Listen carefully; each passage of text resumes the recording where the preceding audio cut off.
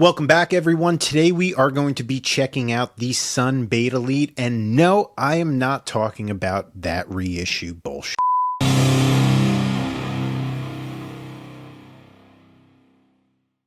What's up, everyone? My name is Zach, and as always, this is Fuzz Drones. What I like to do on this channel is just demo some of the heaviest sounding pedals and amps that are on the market, do a demo for it, and then release that video to you. So if you're a fan of doom metal, post-rock, post-hardcore, any styles of music like that, it would be great if you hit that subscribe button, because I do post monthly videos and I do want to see this channel grow. So this is my 1980s Sunn Beta Lead. Now this is a 2-channel 100-watt solid-state amp that comes with a 3-band EQ, a drive, and a reverb control. Now you're able to blend both channels together with the both input on the front of the amp. Me personally, I think it just sounds better by using a single channel at a time, but you're more than welcome to use this amp any way you would like. Now, many notable acts and even players have used the Sunn Beta Lead, such as Adam Jones of Tool, Red Fang, Buzz Osborne, and even Kurt Cobain. I bought this from a fan of the channel about a year ago. I paid $325 for the Sunn Beta Lead and a Crate Blue Voodoo that he was selling at the time. It came with no head shell, it had a cracked master volume pot, and it was sitting for a very long time, so I didn't even know if it was going to work properly when I got it. But for that price point, I wanted to take the chance and see what came out of it. So as soon as I got this amp, I took it to my amp tech the following week. I told him to give it a once-over, replace anything that needed to be replaced, because I do want to keep this amp and I want it to be in working condition for the next 5 to 10 years. So all in all, I am about $350 into that amp, and that's including the $150 I paid for it. So in the long run, that is a pretty good deal. All right, so now what I'm going to do is show you how the Sunn Beta Lead sounds in the mix section. What I used for this was the Sunn Beta Lead with the 2 notes Captor X, using some cabinet IRs from Ownhammer, and then throughout the demo, what I did, I kicked on the MEQ driver from Origin Effects just to tighten certain spots up. So let me stop talking and let's check it out.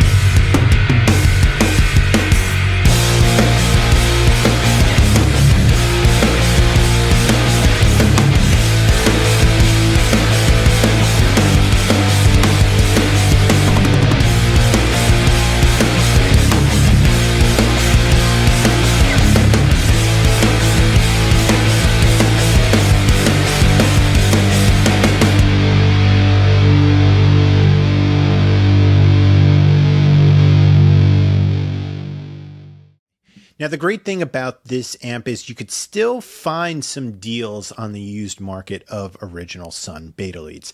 I would say a fair price point for these would be anywhere from $500 to $600, and that's if the amp is in working condition. Now, the funny thing about this is you still have some space cadets out there asking $900 to $1,200 for this amp. In my opinion, it is not worth that much. It was never worth that much, and you shouldn't be paying that much for an amp like this.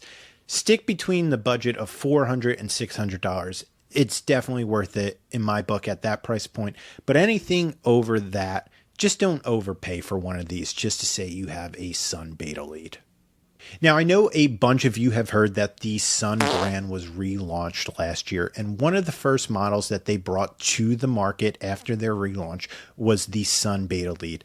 The price point of those right now are $800, and if you want the foot switch with it, it is an additional $75. So after everything's said and done, if you want the foot switch, the amp, after taxes, you're spending about $1,000 on this amp. So now what I'm going to do for this section is mic up my orange 2x12 with a Shure SM57. This is loaded with a vintage 30 and a private jack. The first section, I'm just going to show you the Beta Lead on its own. The second clip, I am going to show you with a HM2 in front of it. And the last clip, I'm going to put a Big Russian Big Muff in front of the Beta Lead and just give you the raw audio just so you hear different applications on how this amp sounds.